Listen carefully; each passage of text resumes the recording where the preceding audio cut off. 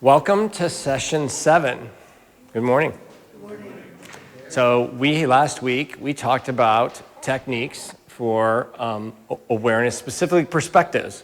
And we talked about a variety of ways in which you can see perspectives or hold perspectives that serve you in this journey of becoming in charge of your thoughts. This journey of stripping away this false sense of self you have, so that you can have more peace, joy, and happiness in your life. Well, the counterpart to that piece of perspectives is methods or techniques. And today we're going to do methods. So they're the left-right, the left hook to the right jab to this process of awakening.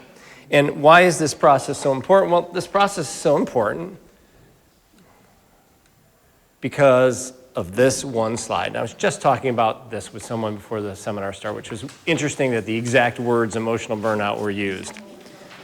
Because you're not tired because you're out of shape. You're not tired because you're not getting enough sleep. You're not tired because you're old. You're tired because you're living out of alignment in your life. This is exactly the same thing we're talking about with your thinking, but it shows up in your physical being. There's a quote by Alexander Den Heyer, which is, "You often feel tired not because you've done too much, but because you've done too little of what ignites a spark in you." Think about it. When you have something you love and you're doing it, when do you get tired of doing it? It'll be late in the night, right? Or it'll be after many days. And you'll find yourself just doing it and doing it and doing it, right? You seem to have this unlimited well of energy. Well, that's your soul speaking out.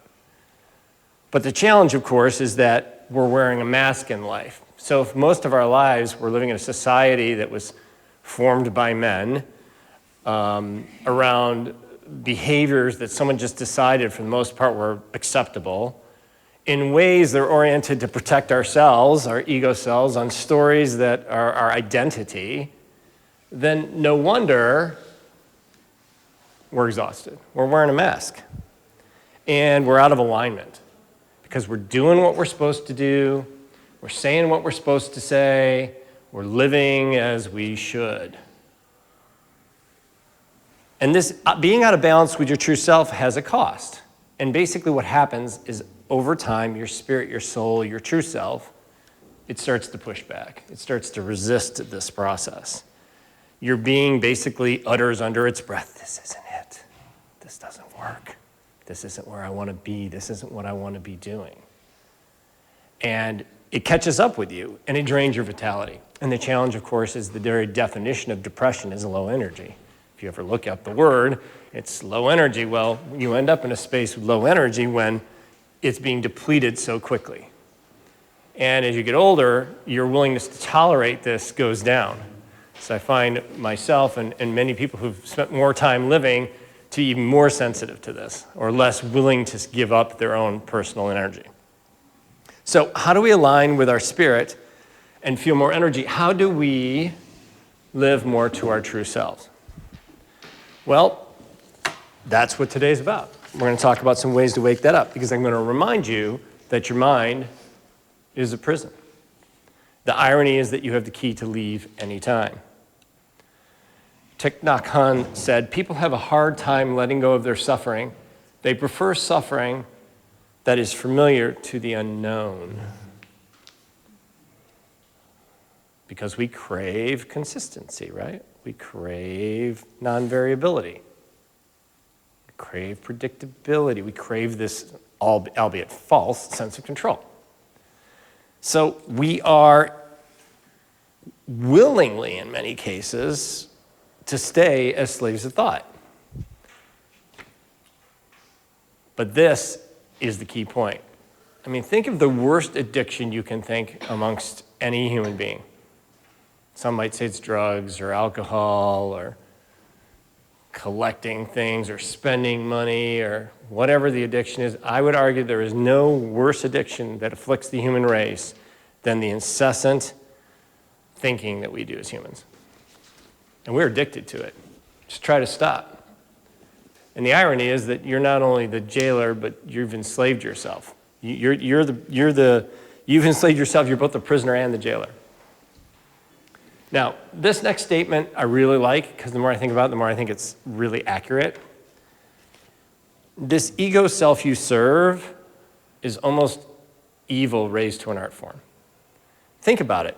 If you were really diabolical and you wanted to take control of the situation, you would do exactly what's happening with our thinking minds. You would put yourself in a situation where you didn't have to do anything. All you have to do is offer incomplete, untrue, and unhelpful ideas, and then just let the other person run with them. Latch onto them and say, yeah, that's true, that's me. But that isn't you. The stories of you are always limited and incomplete and perspective-based and partial, partial. Yeah. So the prison of illusion, as we've bumped into numerous times, is based on our beliefs. It's held together by our beliefs, but we can escape any time by becoming the observer. Awareness, consciousness, and presence, they are all soul shields. They're shields to your soul. There's a way out. Today,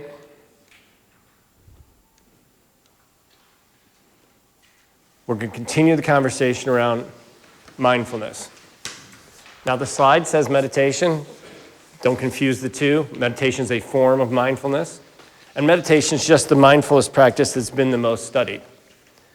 Meditation is not what you think it is. James Allen tells us that meditation is the, if my clicker works, is the secret to all growth in spiritual life and the secret to all knowledge. Bunch of well-educated folks in this room. Would you like some science to prove the point? Sure, Russ, we'd love some science. Meditation is the most studied form of mindfulness. And in the last 25 years, there's been 500 scientific studies on meditation. Any ideas what they teach you? What they've learned as a result of those studies? It's amazing. It's amazing. They found that meditation is an effective method to stop negative mindset spirals and patterns, and they lead to a wide array of psychological problems. It positively stimulates the brain, improving cognition and slowing cognitive decline. Meditation stabilizes emotion and dampens thoughts. It improves resilience and empathy. Where have we seen the word resilience before? I think we opened with that. It decreases stress and enhances physical health, and it enriches relationships, your personal well-being, and the quality of your life. But besides that, there's no reason to practice mindfulness. Yeah, this is profound. Why does it do all these things? Basically because it helps you right-size what's going on in here. Take back your control. And as a result, mindfulness is life-changing practice. It is the only way, once you've achieved everything the world has to offer, for you to find peace, joy, and love in your life. You can go make all the money you want, you can have all the titles you want, you can own all the things you want, you can have all the experiences in the world, and in the end, you will still be missing something. This is the doorway, mindfulness. And towards that end, we're going to shake you up a little. We're going to shake you awake, a little shake and bake awake today. And I'm going to talk about 10 different thought arresters. These are techniques. Last week I talked about perspectives, where you could sit in a perspective and be more aware. Today I'm going to actually shake you up by giving you techniques to become more aware. These are techniques you can use for a week, a month, or longer, if they resonate with you. These are all ones I've used. These are the ones I find to be most profound over my studies, and so we'll just dig right in. Epictetus says, "Seek not that things which happen as you should want them to happen, but wish that things happen as they are, and you will have a tranquil flow in life." Here he's talking about reality. And a bunch of these have to do with reality. Want reality, not the thing you made up, is what he's basically saying. So let's practice one. The very first awakening technique I'm going to talk about today is going to be called Guess Your Next Thought. This is a really profound mindfulness technique. We're going to do it. So I'm going to be quiet here in a moment, and I want you to guess what the next thought's going to pop up in your brain. And when it happens, I want you to just let it go, and then guess what the next thought's going to be again. I'll speak up to try to guide you and remind you to just come back to the point, but we're just going to do it for a minute. Okay.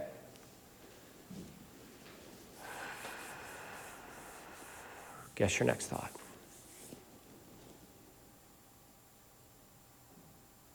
Okay. Let that one go. Guess your next thought.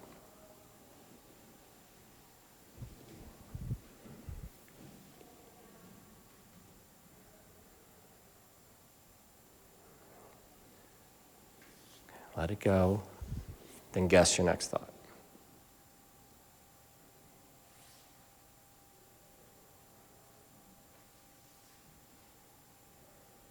Starting to feel the space in there? What could possibly be your next thought? Guess it.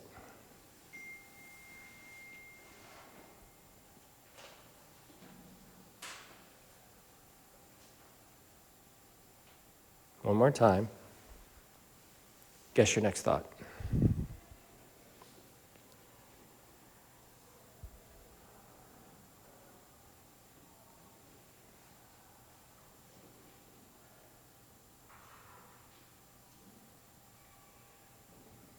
What did you notice?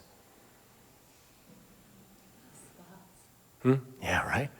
And I think you were the one and I talking about that constant racing. How do you get ahead of it? This is a counterintuitive technique. You're actually focusing on the racing. And by focusing on the racing, you're calling it to task. And now the racing's like, whoa, whoa, whoa, whoa, whoa. I don't want you predicting me. I don't want you seeing me. You don't look at me. I feed you. You don't feed me. And it slows everything down. It's a technique for gaining space. It's a wonderful technique at the beginning of meditations. But you can use it. All these today, you use them anywhere. Remember, some of these require you to not be in a room meditating to use them. So you're going to like these today. Any questions on guess your next thought? Next one, mental movie screen. This is where you take some quiet time and you just watch what's going on in your head, like it's a movie. And just watch it. You could take 5 minutes. We won't do it here, but you can do it later. What do you think you're going to see on your mental movie screen? This digital recorder that's somehow capturing all your thoughts. What do you think you're going to see? Chaos. Thank you, Brian. His honesty was refreshing. Yeah, and you said the operative word. Pat said myself running around all over the place. You are going to be shocked at how much time you spend focusing on one little two-letter word, me.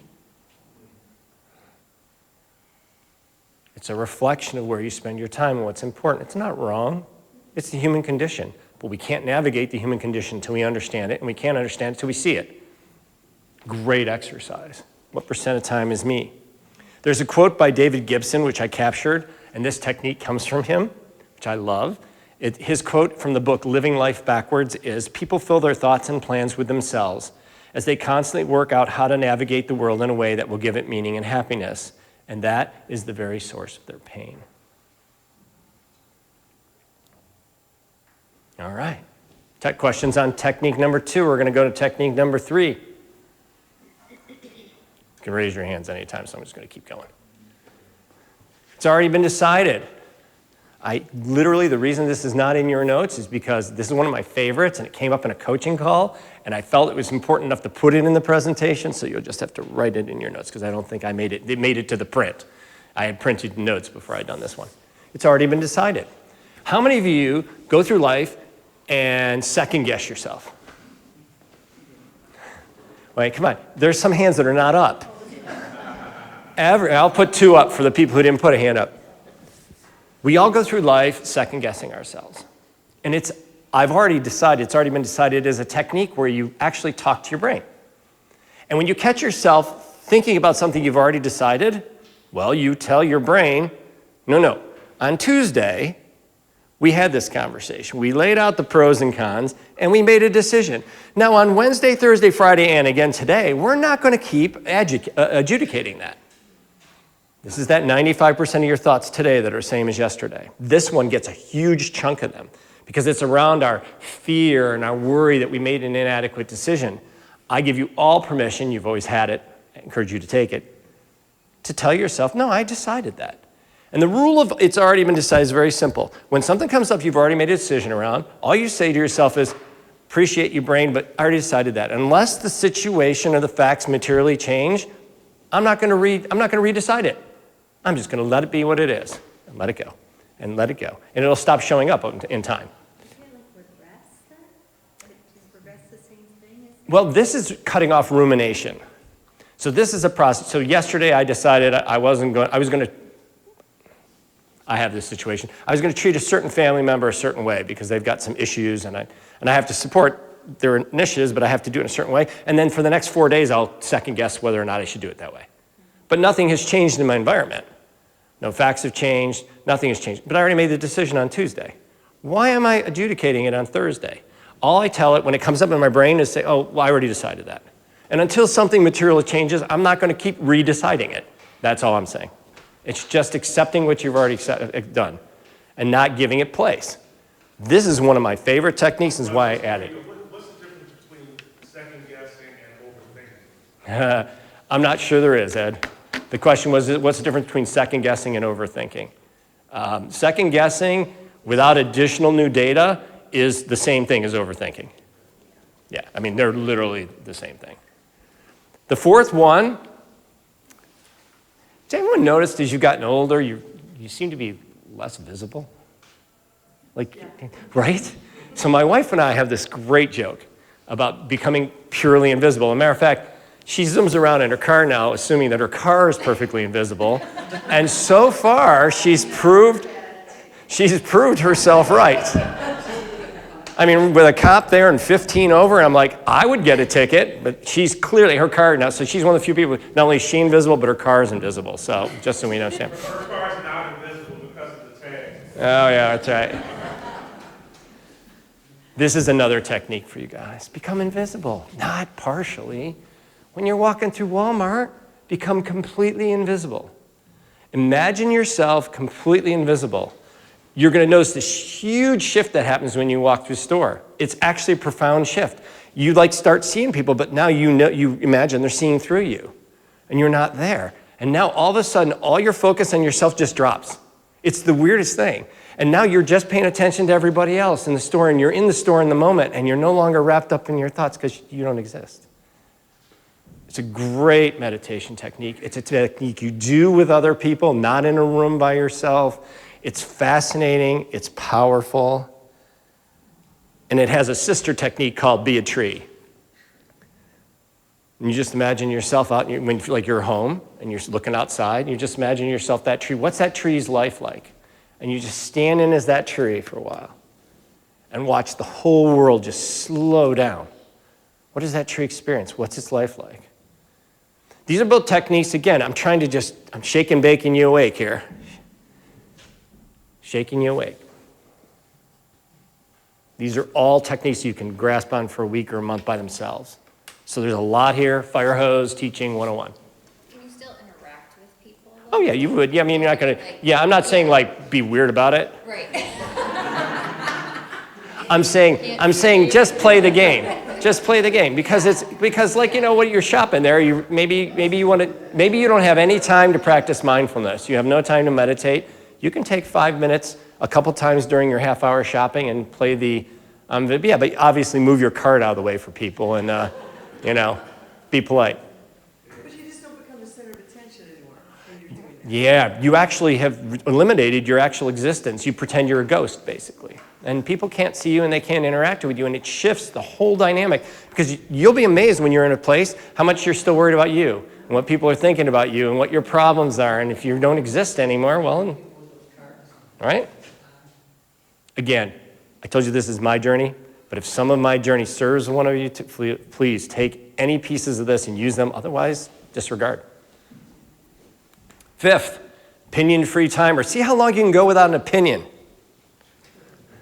talked about this last week. Good luck. This is a great one because it only takes 30 seconds to do usually. maybe a minute on the outside before you realize you have an opinion about something and you have to let it go. So this one's a really fast one. You get to do this one. Bang, bang, bang, bang. Especially good to do around political situations or watching the news. Just saying. Might burn yourself out on this one. Great technique. Have no opinion. It's not good nor bad. It's not right nor wrong. It's not what I want or what I don't want. It's not to be desired or rejected. It's just what it is. Stop associating and giving it labels. It's a great practice. Does anyone remember last time you met someone with no opinion? You loved that person. You did. If you can think of someone who had very few opinions, negative things to say about other people, or didn't have to push their way, chances are if they sit in your brain and you think of who that person was, it's someone you deeply cared about. Interesting, right? He was super quiet person. Like I feel like I've been practicing this a little bit, trying to be aware of how opinion and judgmental I am for real. And then I feel like I'm just very quiet sometimes, and then I feel like people are like, "What's wrong with you?" You know, and so then you're like getting this judgment on the other end of it. You're like, "Well, I'm just trying not to insert my opinions or judgments about things." So it's like a hard balance. It's like you're trying to interact with people still. Did everyone hear that, what Kaylee said? Yeah, so she basically said that her solution is to become quiet because you're effortfully doing this. But if you practice it enough that it becomes a way of being, you won't be quiet anymore. You'll just be full of joy in the moment.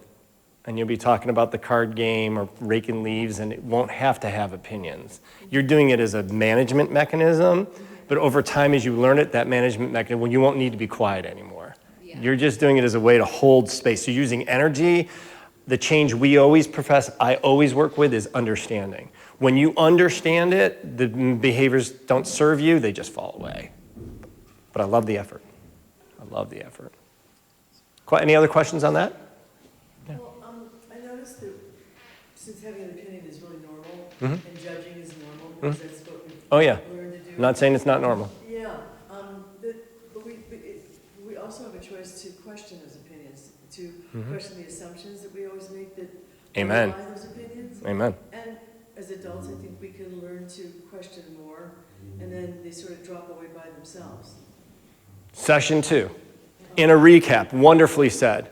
That was where we talk about with beliefs. That's exactly it. Where they come from. We are the only people that will question it, and we, at some point in our lives, have the responsibility to stand up and question all our beliefs. Analyze them and assess whether they're true, whether they're serving us, where they came from. Amen. Can't say enough good stuff about that. Let's keep going. Next one is the I-you attribution, or the thou attribution. Now this is interesting. This is when you're in the world, you no longer discard the things around you if they're not alive. So you talk to inanimate objects, and this is in your heart, not out loud, Kaylee. I know you want to do this. Being completely invisible? No, not completely invisible. So you run into a tree. Instead of just ignoring it as an inanimate object, you call it a you. You say, you treat it, you personify it. Hello, Mr. Tree, how are you today? Hello, rock. How's your week been? Hello, weather. Wow. What's it like? What's it going to be like tomorrow? How have you been? How you doing? You angry today? You cold today? You bringing snow? Anyway, the whole point is if you walk through your world and you start to personify everything around you, give it spirit, your walk will become more divine. You'll start to see God in everything. God is in everything, you just aren't seeing it. So it's great practice. And if you're old school, if you're King James sort of people, like I grew up with King James, you can use thou. Thou rock, thou creek, thou bridge, thou building. Works for some of us, you gets kind of weird there. So hence the thou approach. But it's about seeing all as divine. This comes from Martin Buber, and it's an excellent phrase. As a matter of fact, we see it. People have done some of this personal work, have done any mindfulness work. You'll see people do something like this, and they'll say the word namaste. Does anyone know what the word namaste means? it's indirectly translated as the spirit in me honors the spirit in you. It's a way of seeing God in another person. It's beautiful. So these practices are very powerful. And if you're going to do it with a person, then you want to do the thou version. If you're treating someone like they're at McDonald's and they don't matter, because you're going to just run them one, use a thou with them. You know, and then it lifts their divinity and puts them back on the same par with you.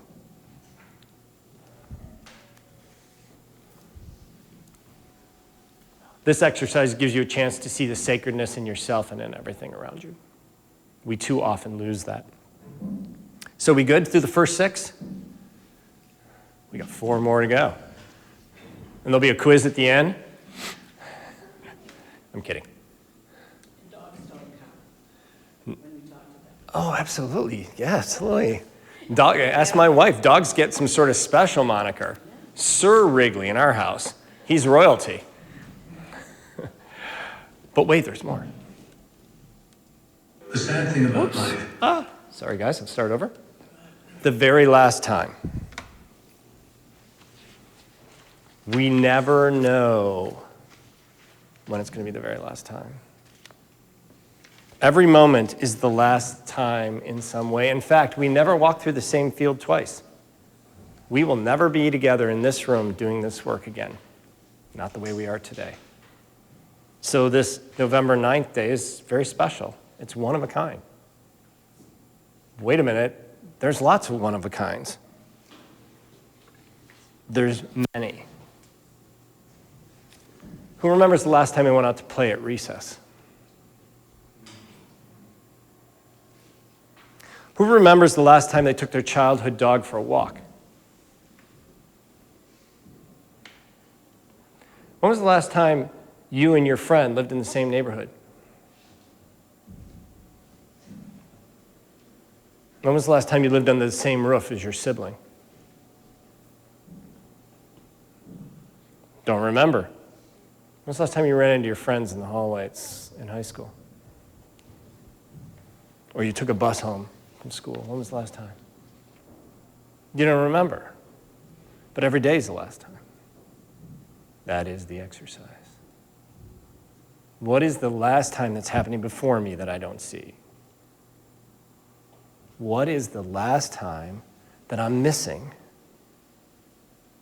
Wow, this has nothing to do with meditation. This is mindfulness 101.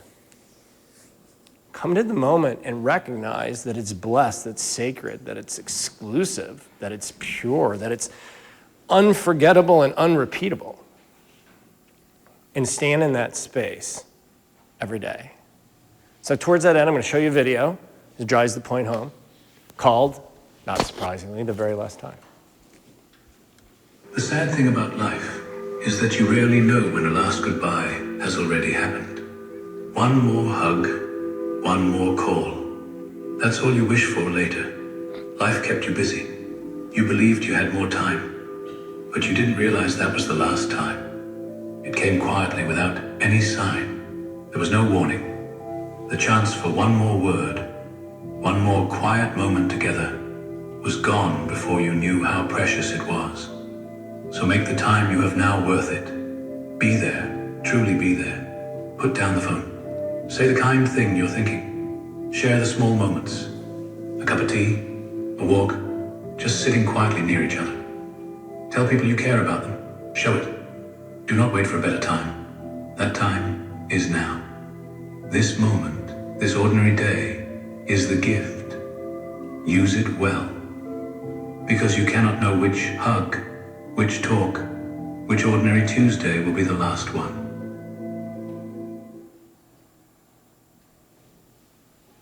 What comes up for you when you see that? Sadness. Yeah. And if you're sad, Candace, because You don't realize that. you've let so many of them go by without realizing it. Yeah. Yeah. Yeah. It actually reminded me of another exercise which I've never intellectualized till very now, but they mentioned never don't compliment or say a kind word when you get the chance. because you're not going to get it again. Never in that context. So I think it's a great practice too. So if we were to add an 11th one today, never wait to say something kind or uplifting. Never wait to edify. It's a great gift. Now this next one is one of my personal favorites. Name your brain. Pat's already done this with me, so has Peter. So they can already attest to the craziness of this next exercise. But this is about dissociative distancing. So psychologists, psychiatrists, people in the mental health field use this technique all the time. And here we're going to shift, and I'm sorry, well, before we get there, this is important what Ram Dass is about to say. Information is just bits of data. Knowledge is putting them together, and wisdom is transcending them. We're going to put it together differently so that we can transcend some of this information. So psychologists suggest that shifting from my to thee is very powerful in depersonalizing and gaining perspective. So they will often say, don't ever say it's your anxiety or your fear or your depression. The anxiety, the fear, the depression. What did I just do by shifting from my to thee? Who can tell me? You made it less personal. Right. And by depersonalizing it, what did I do? I let it go. But you're separate. Yeah, that's key. Lee's spot on. I created distance. I created space. We keep talking about space. Remember, it's not my words, it's the space between my words. We're trying to have more space. This creates space between you and the idea. Remember, depression's maybe a thing doctors call, but it's also an idea. You hold an idea around it. Anxiety, you hold an idea around it. And what we're doing is we're creating space by depersonalizing. It's a very powerful tool. Well, there's other areas we can do that. And one of them is your brain. So, and especially with negative things, as I just mentioned, dissociative distancing is very powerful, but we can call our brain out directly for thoughts. And this does something very powerful. It alters our positional power. When it's your anxiety and it's coming at you, you're a victim, right? It's in charge. There's no victims in this work. We're all sovereign, unless we choose to give up our rights, which we do way too often. But you call your brain directly out for its thoughts by naming it, and this alters position power. More importantly, it weakens intrusive, suboptimal, and negative thinking patterns. So here's the fun part. I'm going to give you all a minute. On your piece of paper, I want you to write down a name for your brain. Now, there are some rules just to think about it. Please don't be excessively positive or negative. It doesn't help in naming the brain.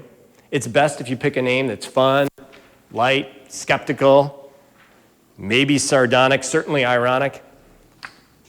Okay, so I'm going to give you 1 minute to think about it and name your brain.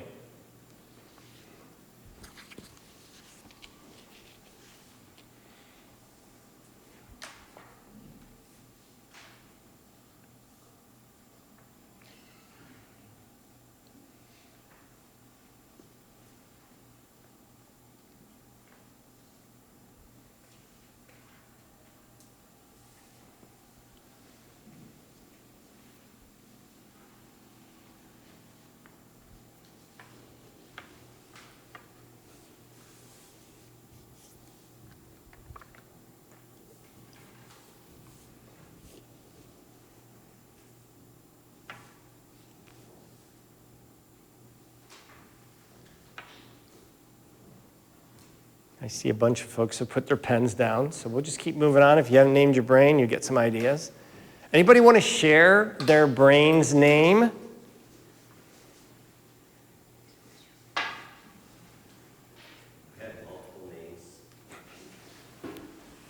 Come on, Jess. But I think Frank's in charge. Frank. All right. Use Frank's name in a sentence. Pretend you're talking to your brain. What might something you might say to your brain be? Talk to your brain using its new name. What is something you might say to Frank? What is something that Frank might need to hear? Slow down, Frank. Slow down, Frank. That's perfect. That's exactly what I was going for. Dissociative distancing, reestablishing of his seniority in the power matrix, and a little irony and a little sarcasm over who's really in charge here through the name. It's very, very cool. Anybody else want to share a name and a sentence? Kaylee wants to. I can tell by looking at her. You just don't want to ask. Come on, Kaylee. What's your brain's name? Sally. Sally. And what is something you would like to tell Sally? Bob popped into my head first, but I'm not really about Sally. What about Today it would be don't be crabby, Sally. Don't be crabby, Sally. Yeah, Sally, cut it out. Not today, Sally. Not today, Not today, Sally. Put on a shell, sister. Anyone else? Kind of silly, but I just put Evolver in my son's into it. Why don't you do it? Why don't you do it? What name did you pick? Evolver. Evolver? That's nice. And the sentence is, why don't you do it? Okay, so the name is Evolver, and why don't you do it, Evolver? Get off the stick and get it done, baby. Is anyone else dying to share their name? Yeah. Gus, Gus. stop blaming Larry. Gus, stop blaming Larry. Now, we don't know if Larry is a split personality or someone in her life, but we're going to go with it on the auspices that we don't need to know. That's her Gus. She's going to own Gus. Well, thank you all. So I unfortunately saw the following video before I did this exercise, so now my brain's name will forever be Becky. So unfortunately, as you're about to see, so I never got the opportunity to do this without being anchored. So I'm anchored, so Becky's my brain's name. And Becky and I have conversations all the time. Let's watch a video.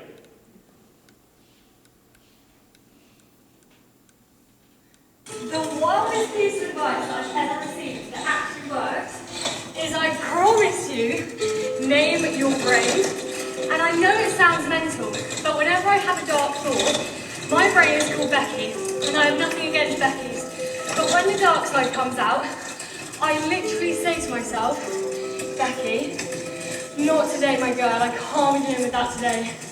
Or if I wake up in the morning and I just instantly think, today's going to be a bad day, I literally say to myself, Becky, I love you, but we absolutely can't be doing that today. And that is really unfair to say before I've even got out of bed. And I promise you, the moment you start talking to your intrusive thoughts, everything will change. The moment you start talking to your intrusive thoughts, everything will change. What'd you think? The moment you what? Start talking to your intrusive thoughts, everything will change. What'd you think? Isn't that so good? Right?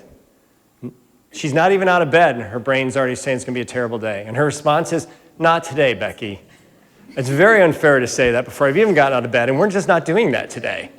We're not doing that today. Damn. But she said, I love you. Yeah. Oh, absolutely. This is you. We don't ever disown parts of ourselves. Every behavior, even if it's dark, is something you honor because it served you. Now, you may choose not to let it play on the field anymore, but it doesn't mean it wasn't a player at one point. It didn't keep you safe. It didn't protect you, even if it was an awful way of doing it. There are no bad parts of ourselves. And if you try to push something in shadow, well, that's a nightmare waiting to happen, and we already covered that. Yeah. So telling your brain things aren't true, telling them that's how we've been doing them, but we're not doing things, but we're not doing them that way anymore, telling your brain you appreciate it, but we're going another direction, those are all ways of you speaking to your thoughts. And by doing this, you've actually personified your thoughts and dissociated them at the same time. Wow, it's hugely powerful.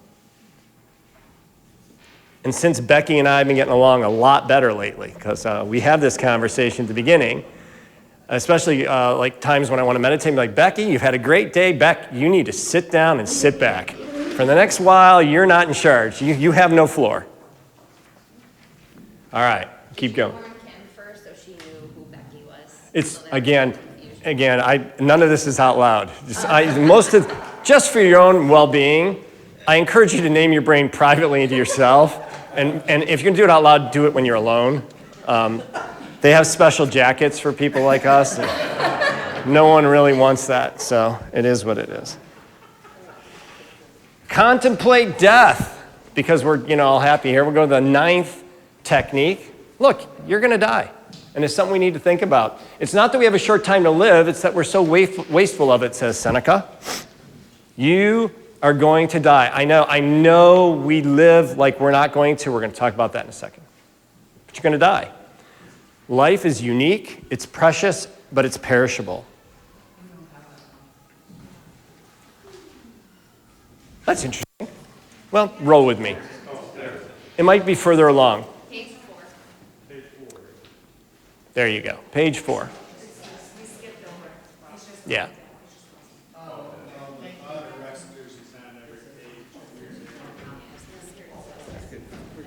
Do you guys have it? Okay. As long as you have it. Ignore the fact that you're so used to my regular organization, you're not used to a reprint. This is a reprint. This was recut after the fact to add that one line, and here we are. Okay, so life is unique. It's a perishable good. We live, but here's the issue. We live afraid of dying, but I ask you, is how we spend our days any different from being dead? And I don't mean it meanly, I mean it seriously. Are you fully living your days, or are you going through the motions? I know you're alive, but are you living? They are not the same thing. They're different constructs. And this mindfulness technique is really good because it will just remind us in any given moment that this is temporary, so choose your joy. Choose something that resonates with spirit. Stop doing things that don't matter. I mean, I could rake the leaves in the back of my yard and put them into the woods where they belong, but in the real scheme of things, it's not really life. It's not where my living is calling me to, and hence they are still there. So the challenge with our brains being kind of in control of us is that we're blown to and fro by this whirlwind of distracting thoughts instead of making space for beauty, joy, friendship, and love. And here's the challenge, these next 2 bullet points. We live like we're going to die by fearing all the time. But we live like we're immortals when it comes to doing the things we love. We don't get to them. We don't get to the things we love because we fall into the someday trap. I'm going to do that someday. I'm going to do that when I have enough money. I'm going to do that when I have enough time. I'm going to do that when the kids are gone. I'm going to do that when my health improves. So that way we're living like we're immortals, but we're not. So we put off the stuff we love, the stuff that we desire, the stuff that would make us resonate and hum and live and feel alive, and instead we wrap ourselves in these cloaks of worry, which will not add another inch to our height or a day to our lives. As a matter of fact, there's much science that argues where it will actually take days from your life. And we're explicitly told not to do it biblically. So how might we live better lives? Well, facing death is a way to awaken. Seneca says something that I love. It's another quote. Death, therefore, the most awful of evils, is nothing to us, seeing as that when death is here, we are not. And when we are here, death is not.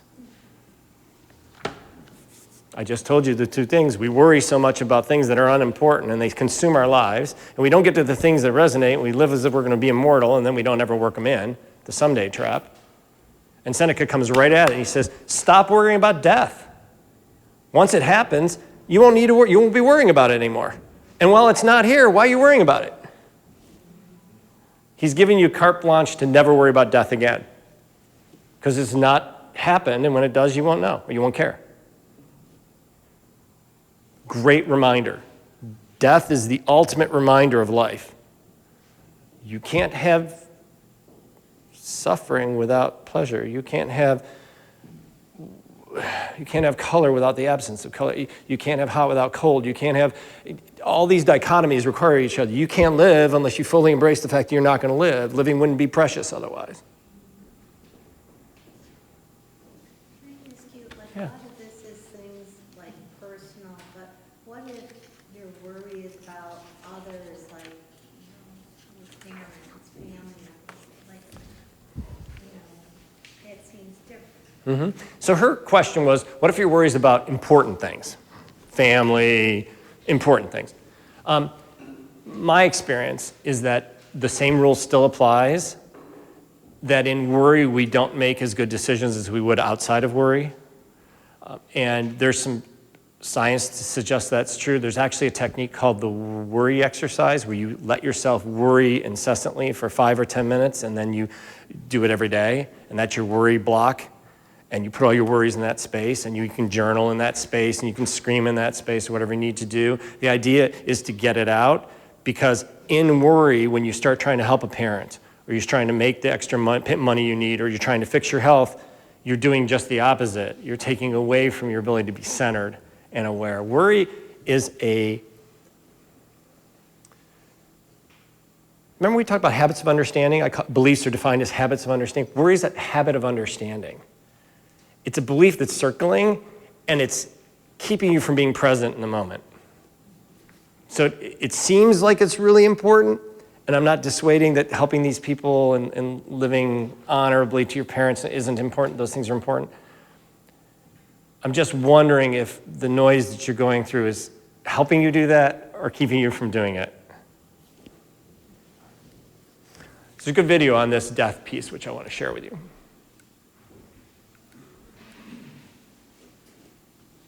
Marcus Aurelius once said, "Think of yourself as dead. You have lived your life. Now take what's left and live it properly. Imagine that your past is already behind you. No more regrets, no more longing for what was. What remains is a gift, an opportunity to truly live with purpose, passion, and gratitude. The distractions, the worries, the meaningless pursuits that keep you from being present, they have no place here anymore. Every moment you have from now on is a chance to live with intention, with authenticity, to seize life as if it's your second chance." The Stoics understood that the key to a meaningful life is not in dwelling on the past, but in making the most of the time you have left. So live deliberately, fully aware that the clock is ticking, and make every second count. This is your opportunity. Embrace it, and live with the clarity that comes from understanding just how precious each moment truly is.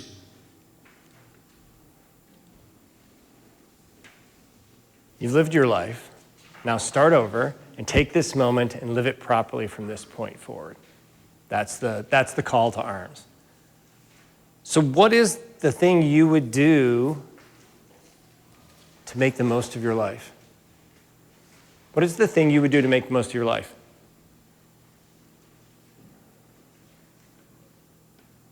Whatever popped in your head, I want you to write it down. Not for me, for you. What's the thing you would do to make the most of your life? That's your opportunity. Go find a way to put more of that in your life.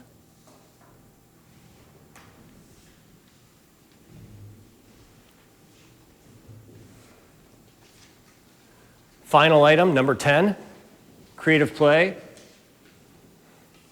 Please go play, go create, go have fun. Too little of that happens in society anymore. Alan Watts, one of my favorite quotes, is "You can't be spontaneous within reason." You can't be spontaneous within reason. So be unreasonable. Go into the world, have fun, take risks, be extemporaneous. Do silly, logical, even questionable things. Any happenstance, any moment, any situation can lead to the next breakthrough of your awareness, your mindfulness, of finding yourself. Whatever happens is okay. Put pride aside and be willing to be looked a fool. I'm really good at that. Spending a whole lifetime. Don't believe you already know the answers. Life will exceed your expectations. I promise you, it will. Be open to whatever comes your way, because life is here to surprise you. So, when you're saying, wow, I need to do a mindfulness, I haven't done one in a while, what would Russ suggest? Well, one of the funnest ones is go have fun. Find a grandkid, go play. Make art. Go play. Have fun. Just do what you would do to enjoy the day. That can be presence in and of itself. And if you can do it outside of worry, then you've accomplished something profoundly wonderful. So the 10 we covered today are guess your next thought, mental movie screen, it's already been decided, become invisible, the opinion-free timer. That is the peak of the mountain right there. IU attributions, divinity and all, the very last time, full of sadness because we've missed so many of them. Name your brain, dissociative distancing and hence control. Contemplate death and play creatively. Because I want you to fall in love with waking up. I really do. It's a beautiful process. It can be nothing more valuable for your life than this. And having achieved the other things that people think are important, I can say this firsthand, I don't make this up. This is my experience. Hopefully it resonates with you. Because this awakening process is wonderful. Now, the opportunity, of course, is that it's unique. It's unique to each of us. Carl Jung tells us our vision will only become clear when we look into our own heart. Because we look outside, we miss it, and we dream. But when we look inside, we awake. And that's all this seminar has been about. It's been exclusively about looking inside. You must find your own path. I don't have your answers. There's no one right way to rise above the mind. It just doesn't happen. You have to find your way. And so to do this, we've explored and continue to explore this very wide range of mindfulness techniques, perspectives, approaches, and the whole goal is to get you to become the observer and not the victim, to see what's going on in your mind. Now, I will close by saying every technique I've told you is a tool. Leverage it for a season, but not a lifetime. Let it go. Find something else. We don't want to create a creed out of this process. We want to be extremely careful about ego gratification, for that is the mind coming in through the back door. I meditate an hour a day. You've just gone back to ego. Or spiritual self-righteousness. Oh, I've been doing this for years. I'm enlightened. The minute you say it, you're not. Matter of fact, there's an old joke that the problem with being enlightened is no one can claim they are. The problem with being enlightened is no one claims that they are. For those that are, would never claim they were. So it's interesting, right? So my caution for you is that the map is not the destination. Just like religion's not spirituality, all these techniques are just pointing the way for you. Grab the few that you like and run with them. I'm going to tell you a story about a map, because it drives home the point. So a traveler once came to a village and spoke of a hidden place deep in the jungle, a place of peace and truth. And the villagers, well, they were eager to find it. So he drew them a map. And they honored the gift, and they framed the map, and they placed it in their temple, for which they built for it. And they lit candles around it, and they memorized the details, and they sang songs about it, and they passed it down through the generations. Years later, the traveler returned and asked, "Did you follow the path? Did you find the place?" And they smiled, "No, but we cherish your map. It has become sacred to us." And the traveler sighed, "But the map was never the treasure. It only pointed the way." And greatly saddened, he left quietly, because they had traded the mystery of the journey for the comfort of the symbol. The path is not the prize.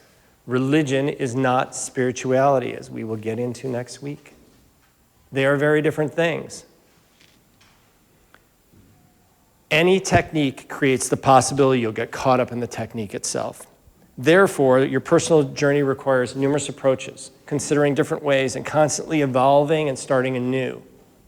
Anyone ever hear the phrase, if you run into the Buddha on the path, kill him? Anyone hear that phrase? If you run into the Buddha on the path, kill him? That's a little harsh, right? But the point is that if you run into your process as part of your evolution for waking up, that you need to get rid of the process itself. So if you're a Buddha, you're a Buddhist, and you're practicing Buddhism, and one day on your journey you run into Buddha, you need to push him off the path, because it was never about Buddha. It was always about the mindfulness practice, about waking up, about being one with Source, and not with ego self, and not with the noise of the world, and not confounded. That's been the journey. So the minute your process gets in your way, push it out of your way would be the short answer. For the path isn't the prize. All the masters throughout the ages are consistent about this. Awareness is worth the journey. There's nothing more valuable. But my words, after 7 sessions, still have done probably a pretty poor job of explaining to you what it's like to be aware. Because I'd be explaining what chocolate tastes like or what a rose smells like. You have to go there yourself. And I can't tell you how to get there because you have to find the journey yourself. And my words will always leave me short. I can give you the map, just like the guy did in the story. But that jungle in your mind, well, you got to get through that yourself. But it is so much very worth it, because this is where your peace and your joy and your love really reside. This is where that peace beyond all understanding we hear about resides. This is where we're headed. So next week, we're going to dig into spirituality. We're going to talk about God's scope, about religion. It's an extra session we added, so this is important to know. We added one more, so we're not doing 8 anymore, we're doing 9. We'll go all the way through the weekend before Thanksgiving, and it's in response, Laura's not here, Laura Harkey, but it's in response to Laura's question about pain and suffering. And so when I redid the last section to add that, there were some other topics that have come up in this conversation. I created another section, which we're going to do next week, called spirituality. And the final session is called transcendence. Thanks, everyone. Appreciate you. Thanks. Appreciate it.